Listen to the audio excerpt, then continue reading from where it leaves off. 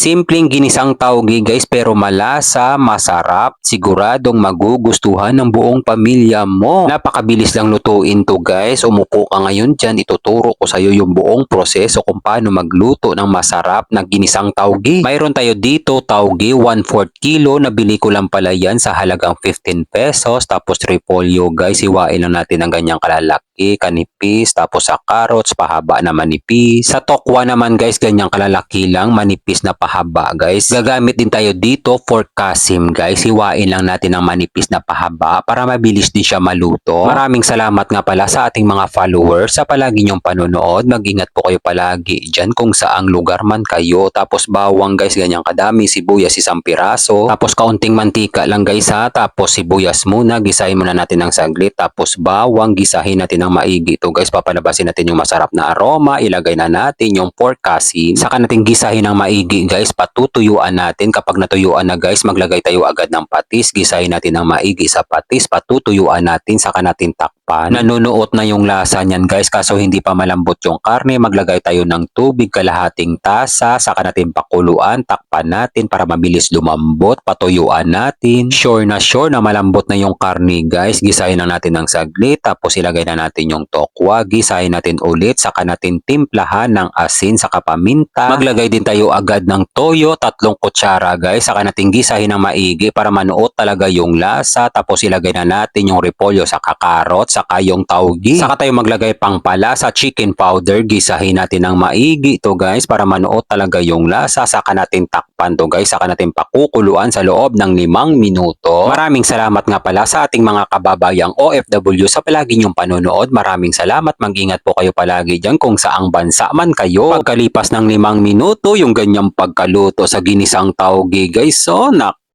talagang mapapalaban kayo sa kanin. Magsaing kayo ng madami guys ha. Paalala ko lang bago kayo magluto nito. Dahil kami guys, kinulang kami ng kanin. Pinag-agawan pa namin yung tutong sa kaldero.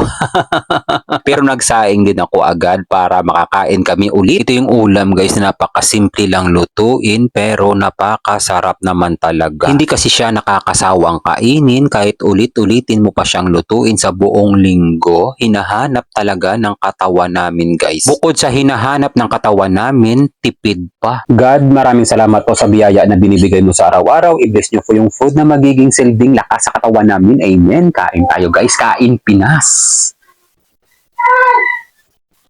Ito guys, para sa inyong lahat to guys. Ang sarap guys.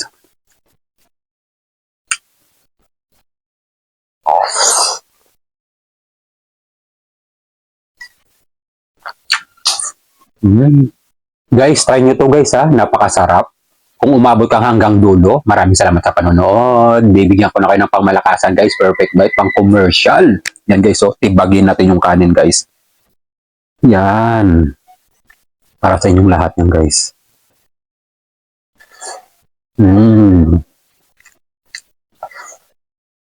Kampiyon!